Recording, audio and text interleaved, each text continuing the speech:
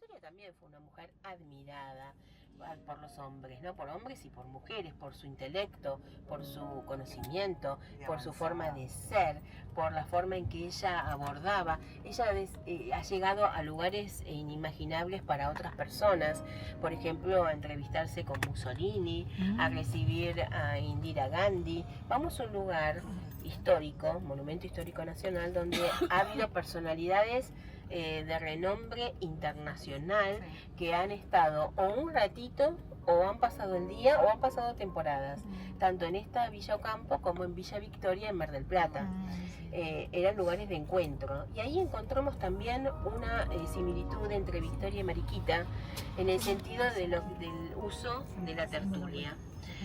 Ambas utilizaron la tertulia en diferentes momentos de la historia para fines sociales, pero también para fines políticos y literarios, obviamente, ¿no? Y científicos, porque fueron tanto la casa de Mariquita como la casa de Victoria, fueron lugares de encuentro de poder, de encuentro de la cultura, ¿no? Todo lo que era novedad a ambas le interesaba. El progreso, la novedad, la modernidad. Hay un tema muy impactante que a mí me asombró mucho en cuanto a Victoria y su amor por la arquitectura. No solamente el amor por la literatura, sino también por la arquitectura y por las plantas.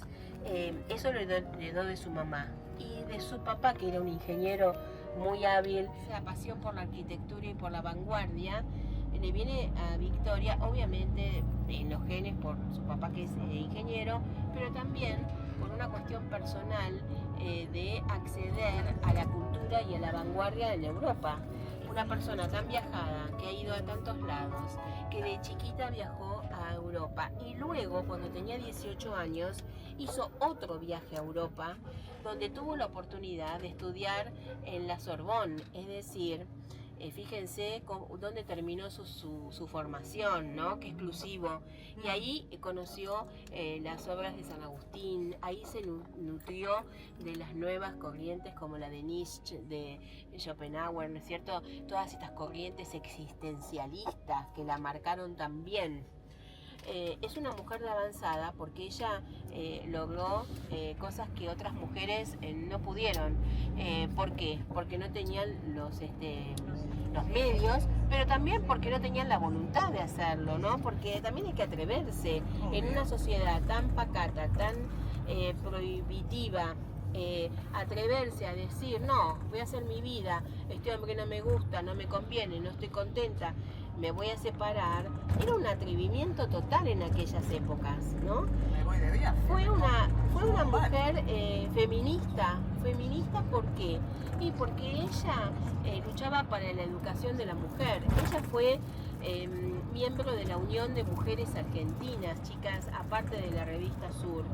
Esa Unión de Mujeres Argentinas luchaba contra la prostitución, contra la trata de blancas, temas muy pero muy complicados a los que ella se atrevió a enfrentar. Luchaba por la educación, luchaba por la inserción de los niños, que estuvieran todos educados, es decir, cosas impensables para la época. Era una persona que le decía, ¿para qué te unís a este grupo? ¿Qué estás haciendo? ¿Por qué lo haces? Es decir, ¿con qué necesidad? Y ella tenía una necesidad. Cuando les digo que era vanguardista, es que en el año 1929 se le ocurrió construir una propiedad de avanzada, que es la que les mostré en el que algunas capaz que la conocen, por supuesto, y otras no, que les mandé un videíto. Una casa construida por el célebre arquitecto Bustillo, inspirado en las ideas de Le Corbusier, al que conoce en París también, tiene el honor de conocer. Y los vecinos decían que esa casa era una defecio, que les había arruinado la vista, que era una cosa rarísima, ¿no? Para la época. ¿Ya llegamos? Sí. Ya llegamos. Muy bien. ¿Bustillo no es el que hizo la casa en Mar del Plata que pasa Exactamente. Y ¿En también la Plaza del Puente? No. y muchas otras en Bariloche, ¿cierto? Muchísimas en Bariloche.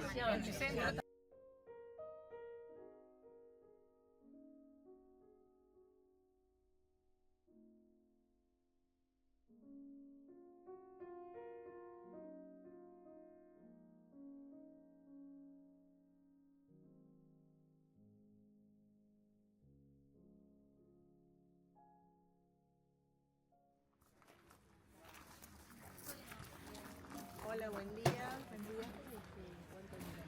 Bien, 40, 45 minutos. Ah, perfecto. Estamos bien. Bueno, bienvenidos a todas están mujeres, ¿no? Sí. Muy bien. Bueno, les voy a contar las pautas de la casa. Sí, por favor, no pisar el césped, no fumar.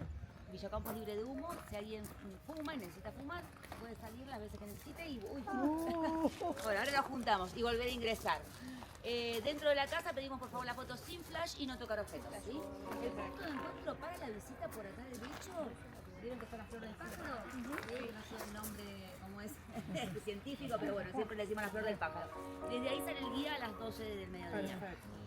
Mientras si quieren pueden recorrer los jardines, ¿sí? Les recomiendo los jardines porque dentro ya lo van a recorrer con el guía, así que por ahí para aprovechar las fotos y demás, recorrer los jardines, que tenemos una hectárea. Así que bueno, bienvenidos y que disfruten. Gracias. No, va a ser mi Hola, buen día. Bien, 40, 45 minutos. Ah, perfecto. Estamos bien. Bueno, bienvenidos a todas son mujeres, ¿no? Sí. Muy bien. Bueno, les voy a contar las pautas de la casa. Sí, por favor, no pisar el césped, no fumar. Villacampo es libre de humo. Si alguien fuma y necesita fumar, puede salir las veces que necesite y... Uy. Bueno, ahora nos juntamos y volver a ingresar. Dentro de la casa pedimos por favor la foto sin flash y no tocar objetos, ¿sí? El punto de encuentro para la visita por acá derecho.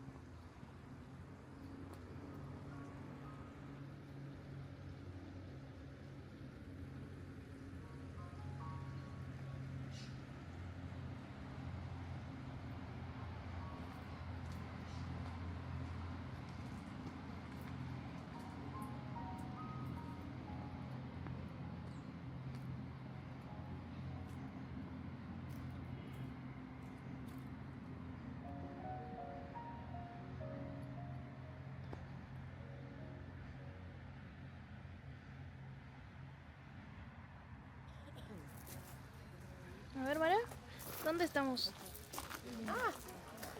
Bueno, buenos días. Estamos en Villa Ocampo, disfrutando de del paisaje del jardín. A las 12 vamos a tener una visita guiada y estamos fascinadas con el día que nos tocó.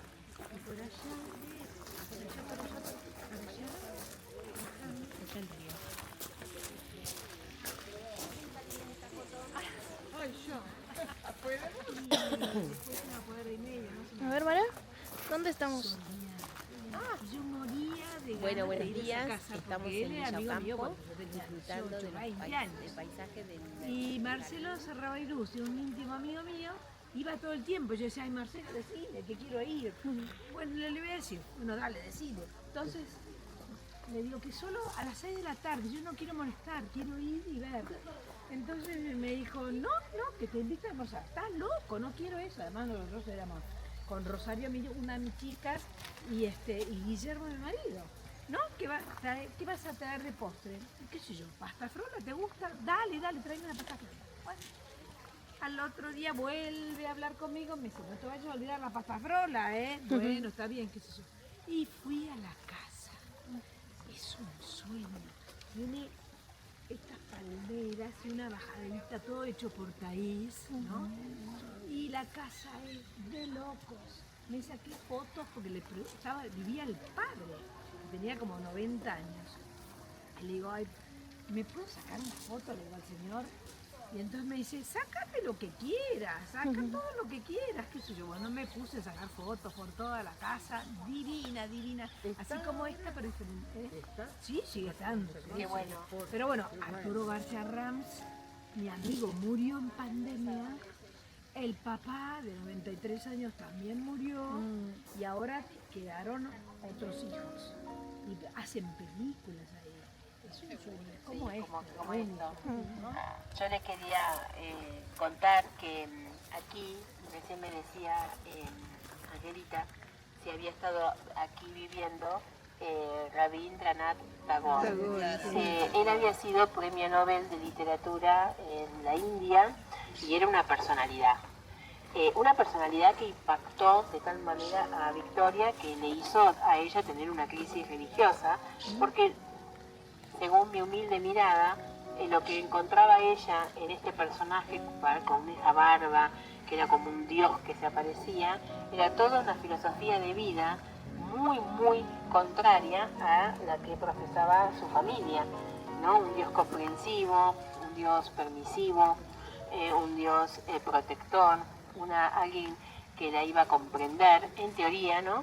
Y entonces ella realmente queda impactada emocionalmente con este señor y lo invita a que venga. Cuando él viene a la Argentina, estaba enfermo y entonces ella rápidamente le dice que tiene que quedarse en San Isidro, que lo va a ayudar, que se va a mejorar, que va a mejorar su salud y que por favor venga. Bueno, lo convence y va volando a la casa del padre a pedirle que se quede acá. Ella quería tenerlo acá para ella.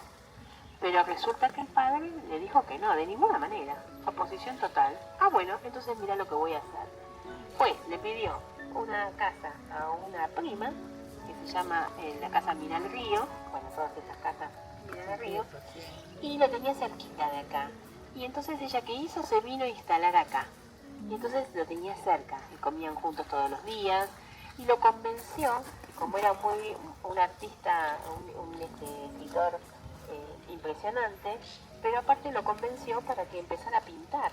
Tal es así que él después hace su colección de pinturas y ella le solventa, otra vez la generosidad, una exposición en París, ni más ni menos que en París. Se la organiza ella, se la organiza ella.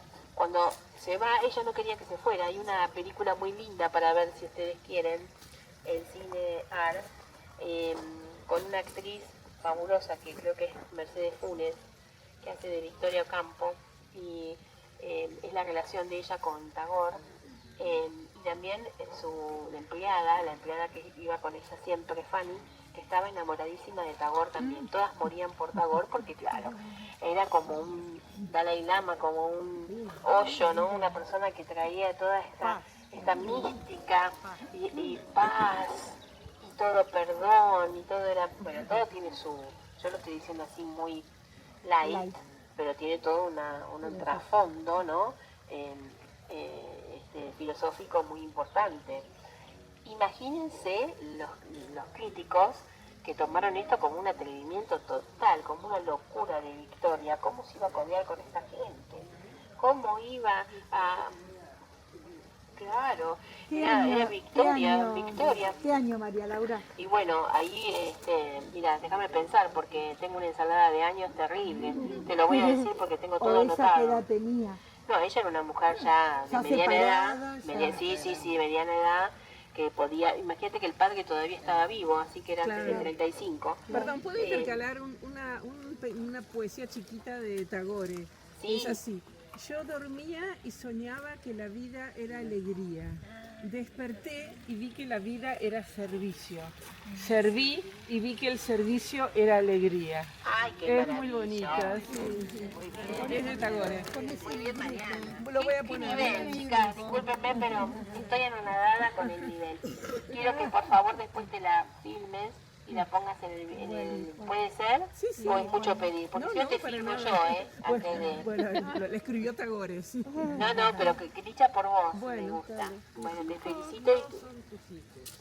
Son hijos e hijas de la vida deseosa de San. No vienen de ti, sino a través de ti. Y aunque estén contigo, no te pertenecen. Maravilloso, maravilloso. Claro, cómo no adherir a estas frases tan maravillosas, ¿no? Bueno, esto fue muy mal visto por la crítica, por la gente que los opositores a Victoria, ¿no? Y esa es la historia un poco de Tagore, quedó fascinado con este lugar, imagínense, y lamentó mucho, pero se tenía que ir porque él era una personalidad y tenía conferencias, viajes y demás, agenda, y venía con su acompañante, que la acompañante también medio que se enamoró de Victorio Campos, pero bueno, eso dejémoslo ahí, como un toque de color. ¿Quién no se iba a enamorar de Victorio Campos? Era magnífica, ¿no?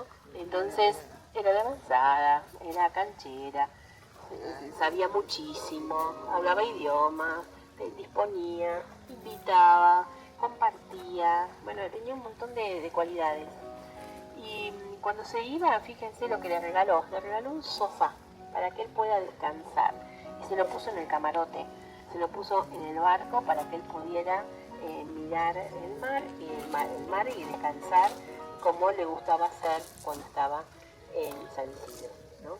Esa es un poco la historia. Acá también recibió a Indira Gandhi, ahora seguramente nos van a contar un montón de personalidades y bueno, un montón de historias, ¿no? Como por ejemplo cuando quiero contarles, no sé si acá los contarán, pero ya que estamos acá rapidito se los voy a contar.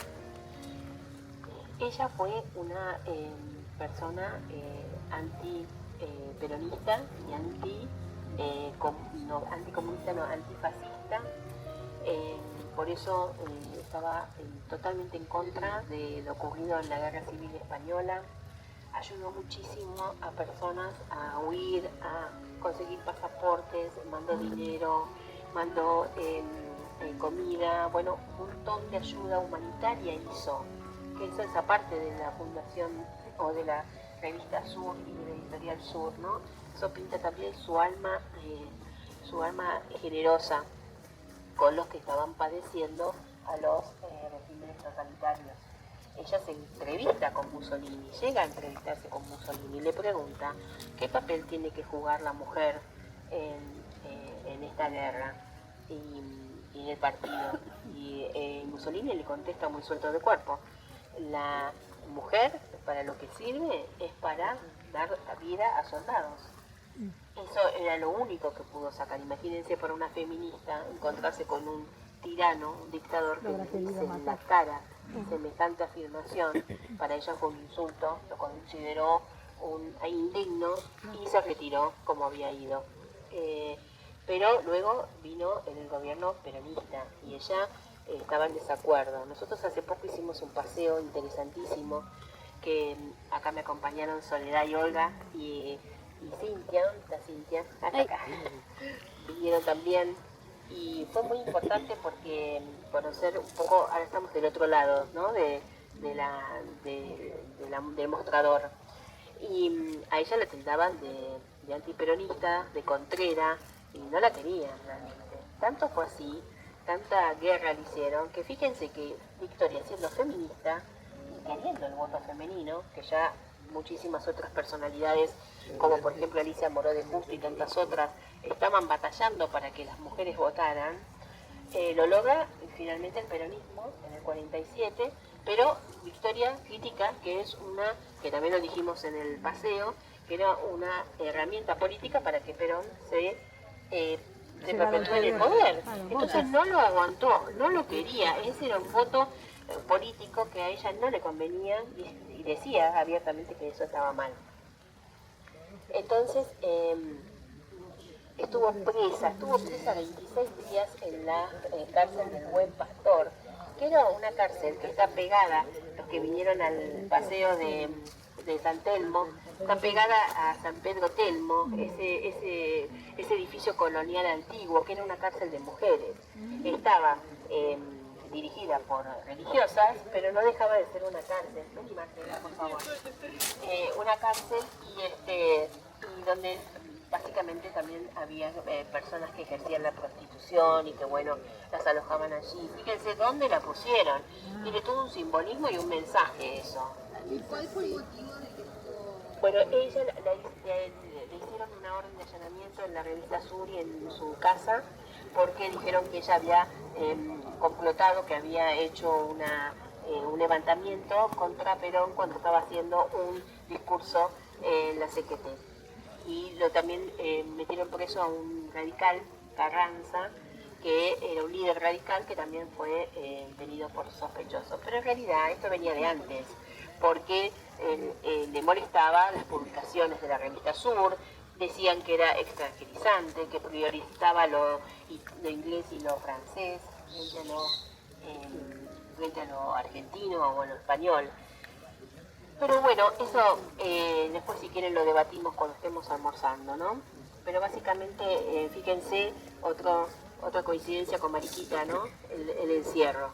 Mariquita también estuvo encerrada y vamos a hablar de esos lugares de encierro para mujeres que se rebelan y que no acatan los mandatos familiares. Es muy triste contar esto y fíjense cómo ella lo aguanta con una decencia y con una dignidad el encierro. Hablo de Victoria en este momento y Mariquita también. Se lo bancan perfectamente.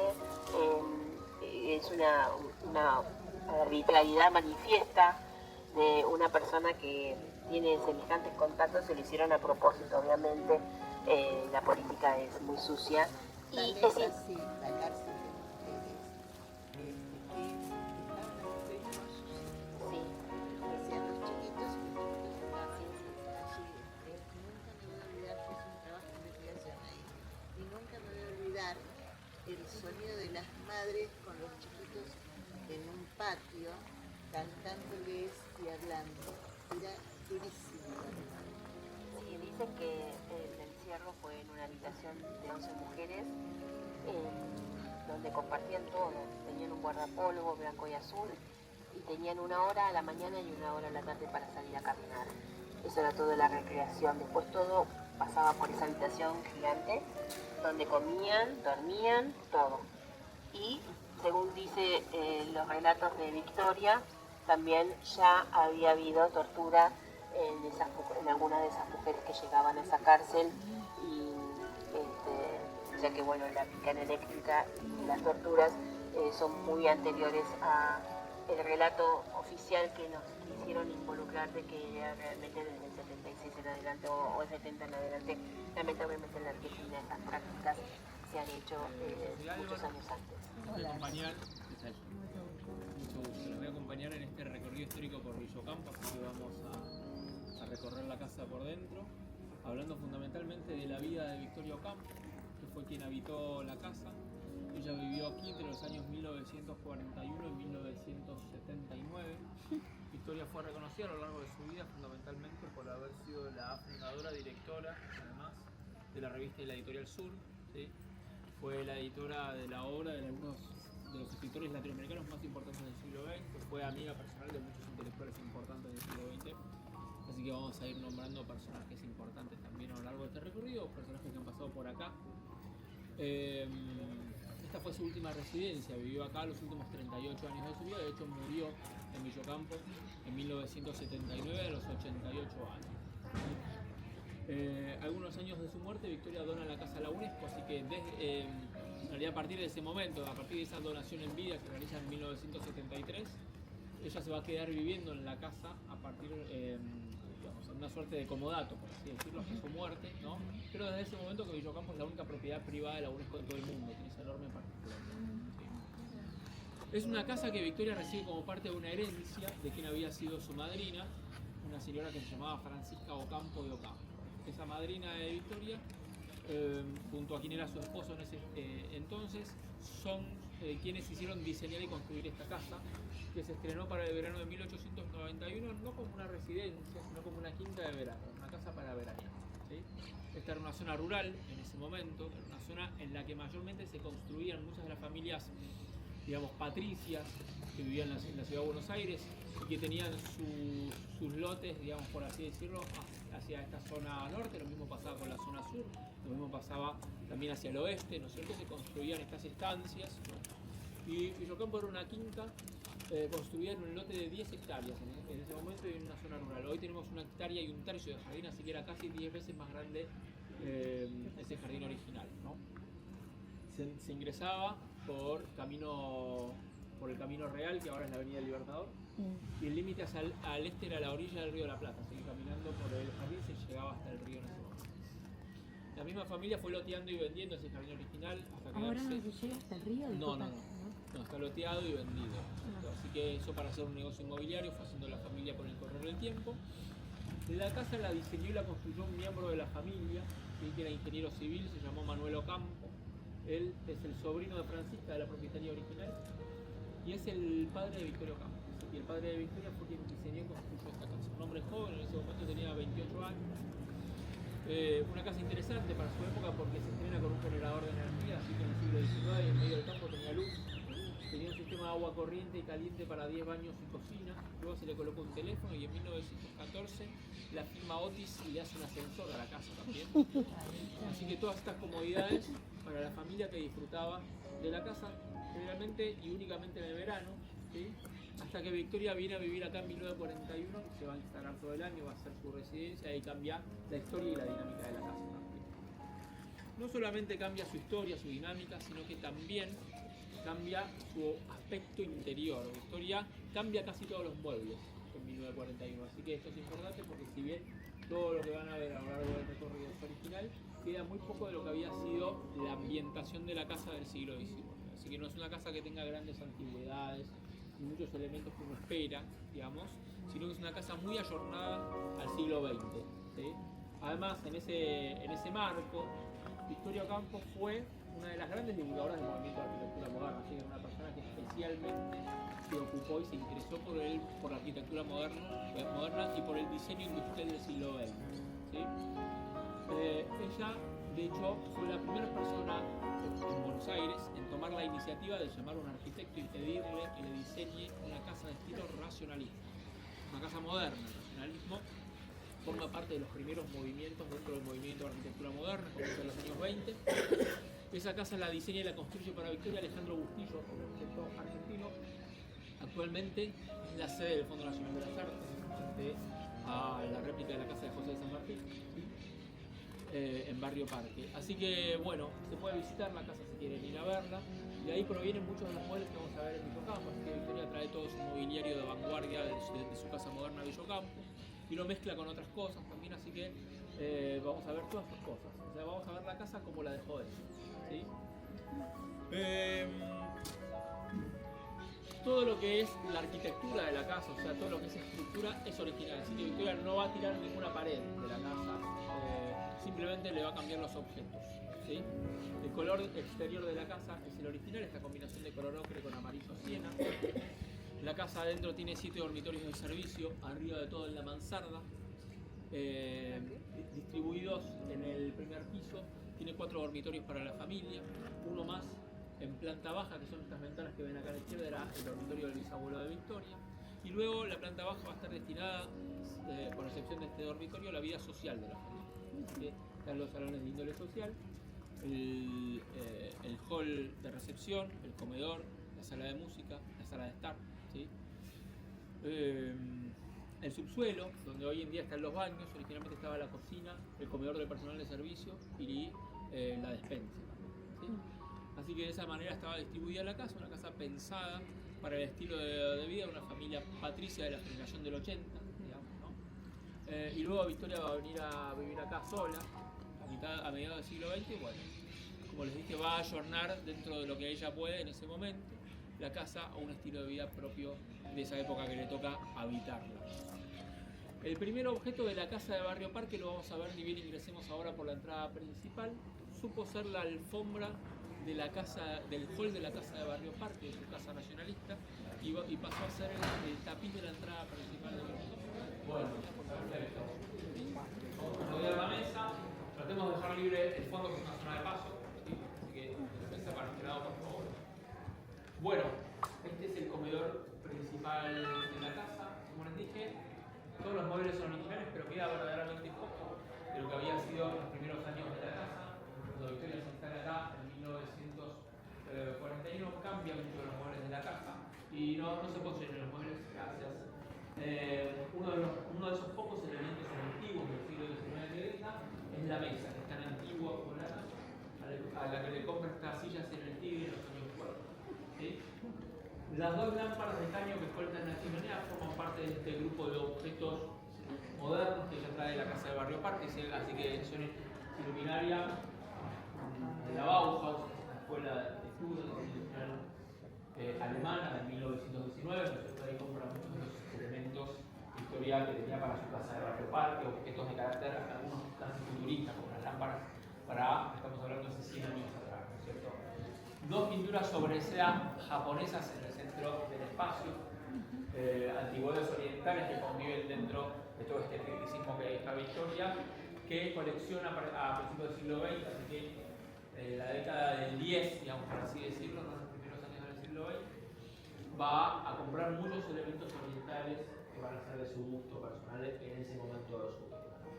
Se deshace entonces de sillas y sillones antiguos, de mesas antiguas, de relojes, candelabros, soperas, esculturas, arañas, un montón de cosas que tenía la casa originalmente, y de las decoraciones de las paredes, que eran entelados y damasco. Las paredes de los salones y de los pasillos originalmente estaban cubiertas por telas y papeles floreados, ¿sí?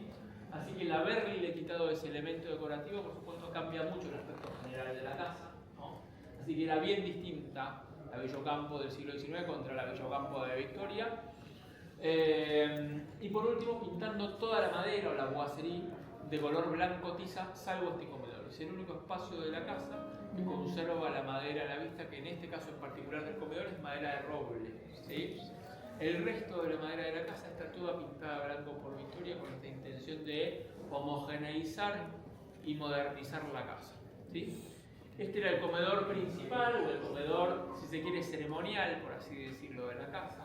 La sala más importante destinada al acto del comer, digamos, ¿no es cierto? Tenía un segundo comedor o comedor diario, ¿no? Una sala menos importante, más informal y contigua al ala de servicio, que era la sala contigua, que ahora es el espacio del restaurante, ¿sí? Así que el comedor diario de la casa es donde ustedes se pueden sentar a almorzar, a tomar un café dentro de la casa. Para eso también está la galería, ¿no es cierto? La galería de aquel lado, que va a ser utilizada por la familia para los desayunos, para los almuerzos, ¿no? Para las meriendas, mirando en aquel entonces el paisaje del Río de la Plata, que se fue perdiendo con el correr del tiempo, el río se fue alejando, ¿no? Y la vegetación fue creciendo, ¿sí? Pasamos a la siguiente sala. La siguiente sala es la sala de música. El pasillo en el que van a entrar ustedes está armado, cerrado por cuerdas como esta. Les voy a pedir que tengan cuidado de no empujar la cuerda ni el poste para que no se caiga, ¿sí? Cuidado, por favor. Es importante tener conciencia del espacio que uno abarca y tratar de tener cuidado, ya que estamos en un museo y las cosas son originales y no podemos copiar. Caminen unos pasitos más hacia adelante, que pueden entrar todos, por favor.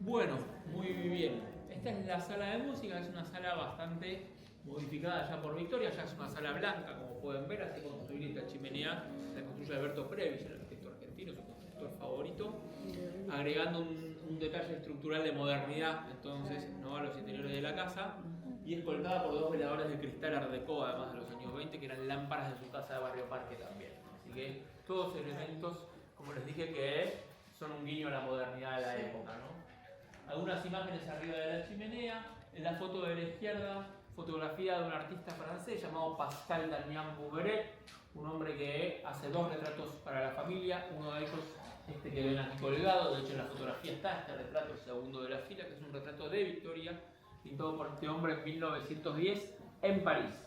Así que ahí, in situ, la foto del retrato recién pintado del atelier de este hombre, época en la que la familia Ocampo vivía en París. Los Ocampo van a tomar la decisión de dejar su casa, que estaba en Florida y Viamonte en el año 1908, sin venderla, ¿sí? Se va a quedar viviendo allí parte de la familia, y de trasladarse a París. No comprar una casa en París, no alquilar una casa tampoco, sino que se van a instalar en un hotel. Es un emblemático hotel francés, todavía existe, se llama Hotel Majestic, es un edificio histórico para los franceses. Fue la primera sede de la UNESCO en 1945, el edificio también, y allí vivió Victoria entre 1908 y 1911 con su familia. Familia compuesta, su familia más cercana, digamos, ¿no? Compuesta por sus padres, el ingeniero Manuel Ocampo, recordemos el constructor de esta casa, ¿no? Su mamá, que era una jovencita de San Isidro, llamaba Ramona Máxima Aguirre Herrera, así se llamaba la madre de Victoria, y sus 5 hermanas mujeres. La menor de esas 5 hermanas fue Silvina Ocampo, la escritora argentina, así que Victoria y Silvina eran la mayor y la menor de 6 hermanas. Victoria era la mayor, todas mujeres, ¿no es cierto? Van a tener todas acceso más o menos a las mismas cosas, igual Victoria habla un poco de, si quiere, esos pequeños privilegios que le va a dar frente a sus hermanas el hecho de haber sido la mayor y no haber tenido un hermano varón tampoco, ¿no es cierto?, que ocupara ese lugar de importancia en ese momento. Pero todas tienen acceso a la misma educación, una educación que está en manos de institutrices mayormente a lo largo de su vida, ¿no? O sea que no es una educación institucional, sino que son mujeres que vienen a domicilio, a casa, ¿no? a dar clases de matemática, aritmética, historia del arte, geografía, filosofía, literatura, todo en francés y en inglés, una época muy anti-española, muy anti-criolla dentro de lo que es el pensamiento, en la historia del pensamiento nacional, y bueno, la familia Ocampo también quiere acercar a sus hijas, a sus niñas, a lo que es considerada la gran cultura de la época, de la cultura francesa, la cultura inglesa, ¿no es cierto? A través de estos idiomas se puede acceder a la gran literatura, la que es considerada la gran literatura de la época y demás, ¿no? Así que en ese contexto Victoria va a ser educada por estas 2 mujeres que son muy rigurosas, ¿no? Y al mismo tiempo se la obliga a estudiar piano y lectura musical cuando era apenas una niña, así que una persona enormemente culta, ¿no? Victoria cuando tenía 10 años sabía leer partituras, tocar el piano, hablaba 4 idiomas, ¿no? Así que esa educación, que es una gran herramienta para la época, en una época en la que se subestima mucho la educación de la mujer, en la sociedad también, ¿no es cierto? Victoria, en este viaje, durante este viaje entre 1908 y 1911, va a ir a la Universidad de la Sorbona a estudiar filosofía a lo largo de casi 4 años, ¿sí? El momento en el que también enferma una de sus hermanas de diabetes infantil, en una época en la que no existía la insulina para tratar la enfermedad, digamos, así que esta jovencita termina muriendo de diabetes infantil en 1911 a los 13 años de edad. Era la anteúltima, se llamaba María Clara Leonor Ocampo, tenía, como les dije, 13 años, muere en Buenos Aires, así que la familia en realidad vuelve a Buenos Aires para probar otro tratamiento acá, y finalmente esta jovencita muere, ¿no? Así que bueno, es en el año 1911 en el que la familia de duelo familiar se reencuentra con muchos familiares y amigos que habían dejado atrás en aquel viaje de 1908 a París, ¿no es cierto? Se vuelven a instalar en Viamonte 550, utilizando Villocampo como casa de verano. Se reencuentra con un hombre que se llamaba Luis Bernardo de Estrada, a quien había visto Victoria por última vez en un partido de tenis en Villocampo, cuando tenía su cancha de tenis de césped de Villocampo de aquel lado, en el año 1907, antes de viajar a París, ¿cierto? Luis Bernardo de Estrada era un abogado porteño, era sobrino de Manuel Estrada, era profesor de la Universidad de Buenos Aires ya en ese momento, en 1911, y este hombre va a empezar a manifestar interés por Victoria. Así que la familia, también interesada por esta especie de patrocinio, ¿no es cierto?, va a empezar justamente a convocarlo a Luis a reuniones familiares, a eventos sociales a los que asistía la familia, a eventos culturales a los que asistía la familia también, se van a ver en bailes y demás. Así que a Victoria le va a terminar llegando una propuesta de casamiento de este hombre, ¿no es cierto?, a través de su papá, con todos los mecanismos formales y típicos de la época. Un hombre descrito por ella como atractivo físicamente, interesante intelectualmente. Se casan en noviembre de 1912 en Nuestra Señora de la Merced en la ciudad de Buenos Aires, ¿sí? Así que a partir de allí van a emprender un viaje de luna de miel hacia Europa, desembarcando ya en 1913. Van a París, van a Londres, pasan por Venecia, van a Roma, vuelven a París, ¿sí? Van a cenas, cócteles, funciones de ópera, de teatro, de ballet. Una que es muy importante, que la pueden buscar si quieren, que es el estreno de La Consagración de la Primavera de Stravinsky, que es una obra muy relevante para el ballet y la música del siglo XX. Van a la premiere, digamos. A restaurantes de lujo, a palacios de gente de la nobleza europea, pero al mismo tiempo se lleva muy mal en la intimidad. Victoria cuenta que rápidamente, por diferencias ideológicas, por diferencias en relación a qué estilo de vida quieren llevar como matrimonio, en la intimidad y en sociedad también, ¿no es cierto? Rápidamente se van a arrepentir, intentando Luis recomponer las cosas o acomodar a Victoria, digamos, al estilo de vida que él pretendía, un estilo de vida más tradicional, si se quiere, ya que Victoria lo describe a Luis como un hombre muy conservador y muy típico de su época, por así decirlo, ¿no?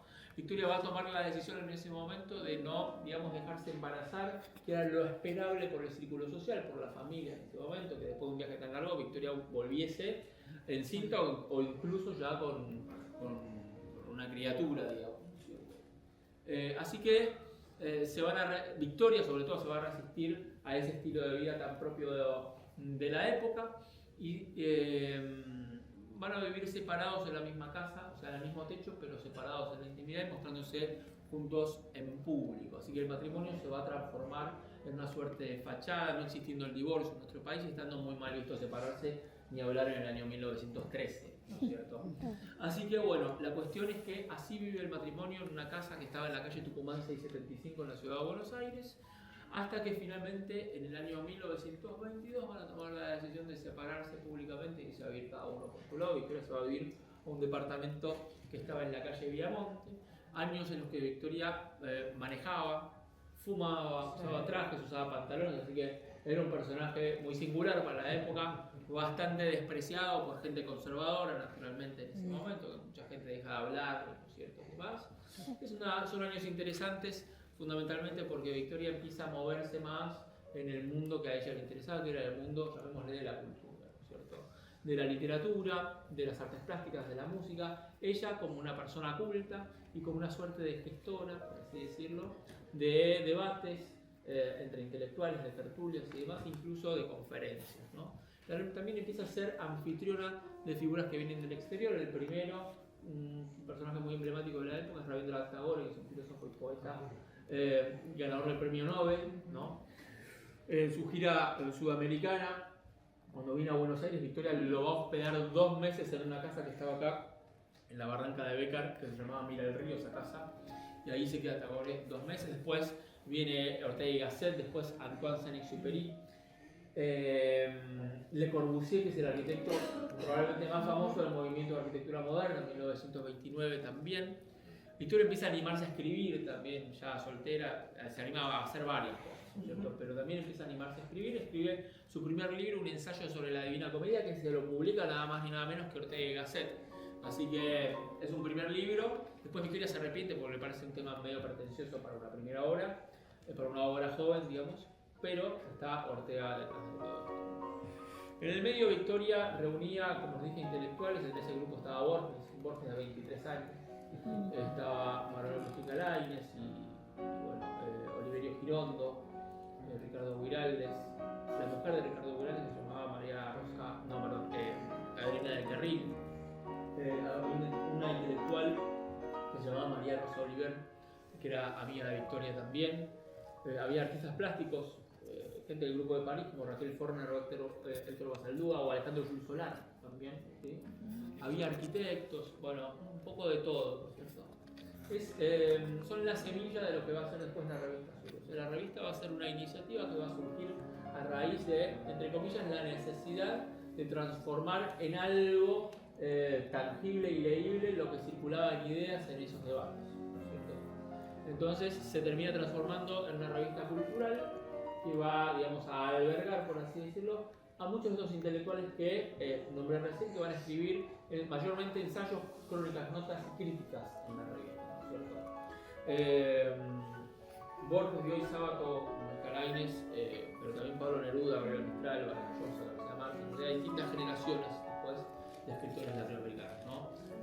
Cortázar, Mariana Walsh cuando tenía tan solo 18 años, Alejandra Pizarnik, Octavio Paz, Severo Sarduy, Ezequiel Martínez Estrada, Divina también, por supuesto, Silvino Campo.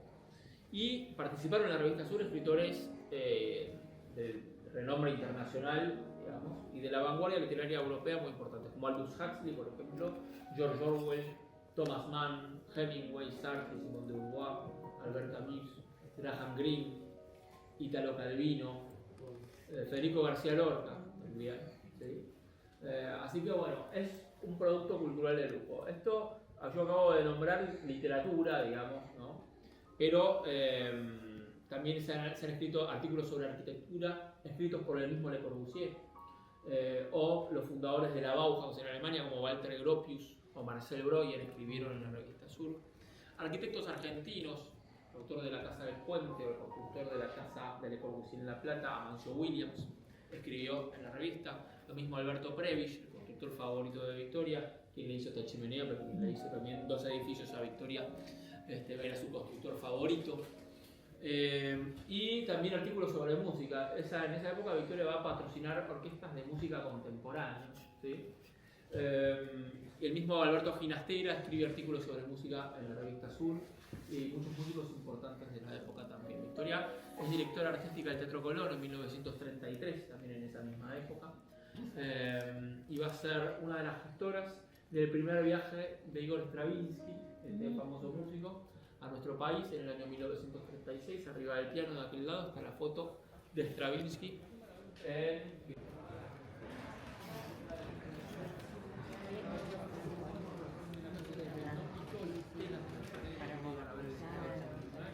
siempre pedimos que no nos estén tocando porque es muy antigua la tela.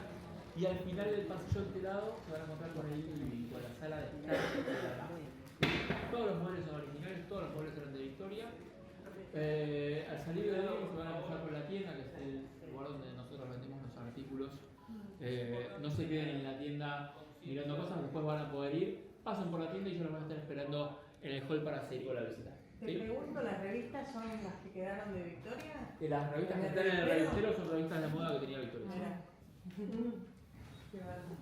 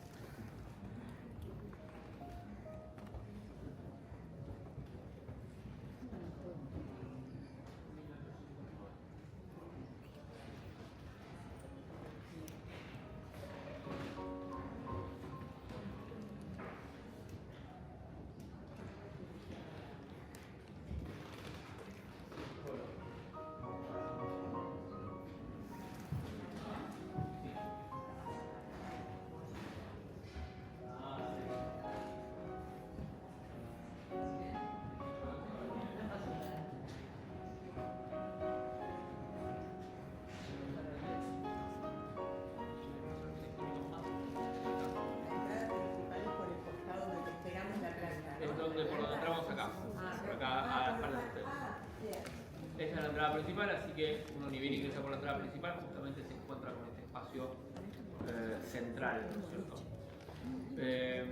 Que tiene columnas, pilastras corintias, algunos de estos elementos de mayor jerarquía arquitectónica, una chimenea tallada en mármol de Marruecos, coronado por vitrales franceses hacia arriba que iluminan naturalmente el espacio.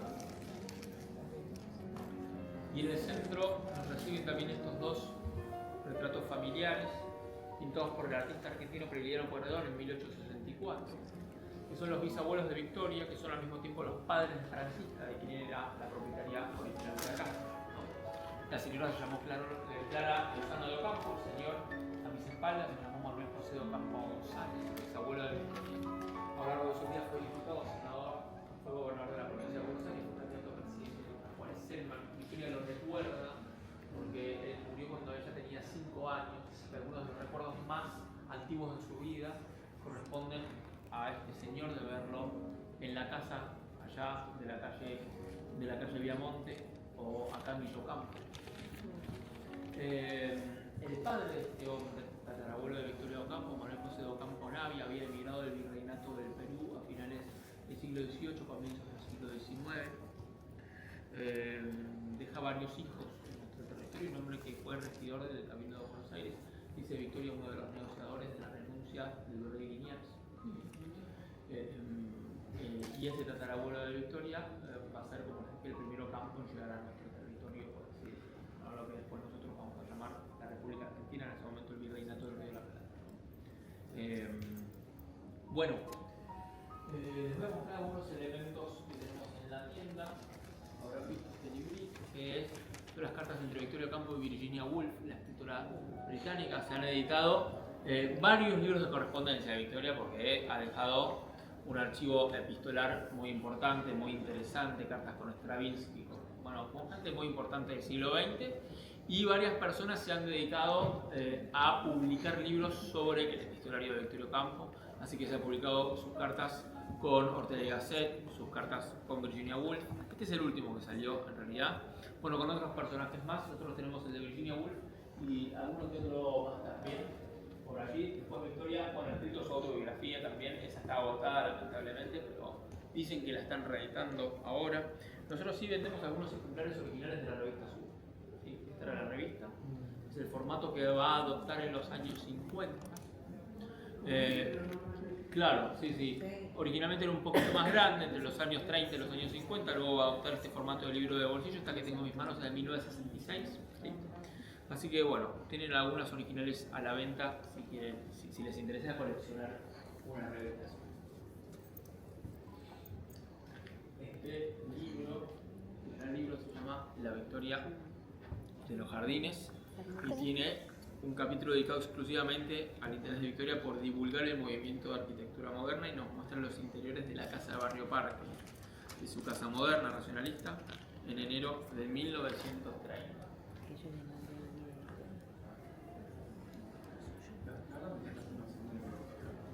No, los planos de la casa son de Bustillo, los originales, nosotros ya los tenemos. Le Corbusier le ofrece a Victoria un proyecto para otro lote que estaba en Salguero y Libertador, de un proyecto que había él hecho para otra persona, de un lote que era similar en dimensiones. Entonces le ofrece ese proyecto y Victoria no lo acepta. Los planos de Le Corbusier que hay vinculados con Victoria tienen que ver con 5 proyectos en total. Uno al que Victoria le llamaba el rascacielitos, que era un edificio, quería que le transcurriera a él. Esa casa para el lote de Salguero y Libertador y una casa en el Delta también, bueno, distintos proyectos que ninguno se concluyó. Hay una carpeta de Victoria de Corbusier con 5 proyectos, todos, ninguno es de campo Bustillo.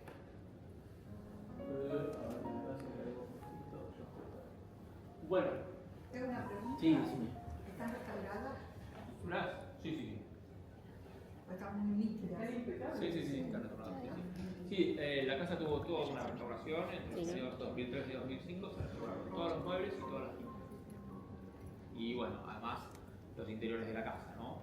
Hay sectores en los que la pintura blanca incluso es la original, o sea, la restauración conservativa intenta conservar el material original, ¿no es cierto? Se limpia con gomas de borrar, con elementos muy sencillos, con químicos que no son agresivos a los materiales originales, y si algo se lo tiene que cambiar, que reemplazar, que repintar, se lo hace también, ¿no es cierto?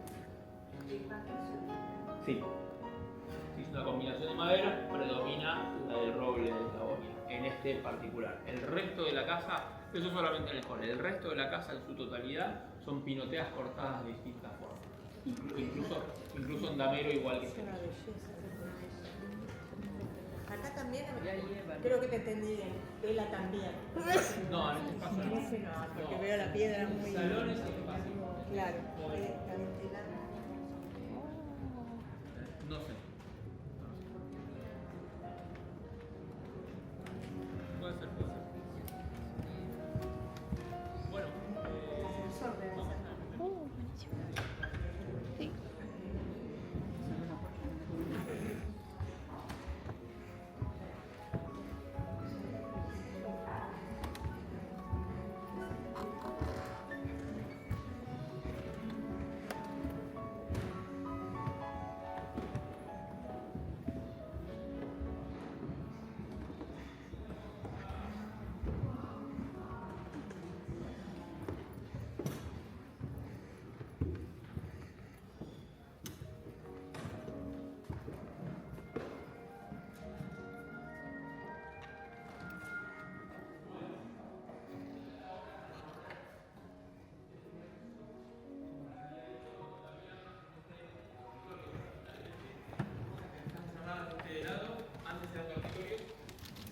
día para nosotros, salas de exposiciones, salas de conferencias y demás.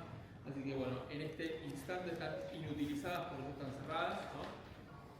Sí hay más salas históricas, con todos sus modelos originales, que son el escritorio de Victoria, donde ella trabajaba, su dormitorio, ¿sí? Su baño, también van a poder ver, y su biblioteca. ¿Sí?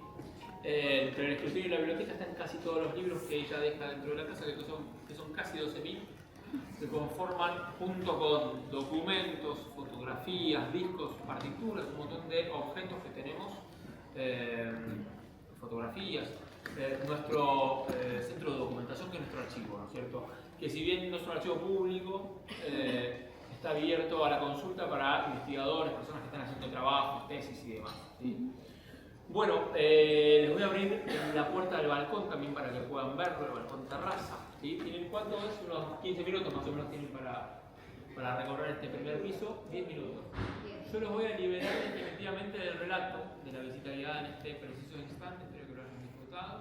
Y en los próximos 10 minutos pueden recorrer todas las salas históricas del primer piso. Si tienen alguna pregunta, se me acercan y me preguntan lo que quieran. Así que recorren y después ya pueden bajar. ¿La documentación también está donada a la UNESCO o es Sí, algo todo. del país? No, todo. Quedó al quedar acá Es adentro. propiedad de la web. Perfectamente. Gracias. No. Bueno, un placer. Sí. Muchas gracias. Cuarto de servicio.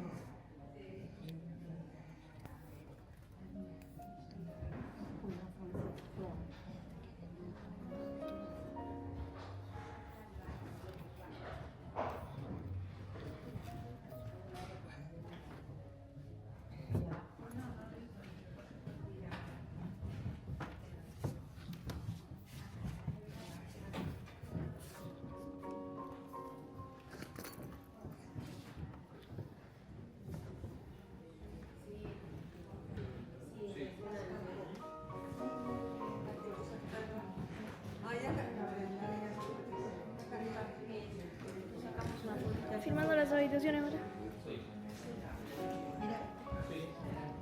Ella en el balcón.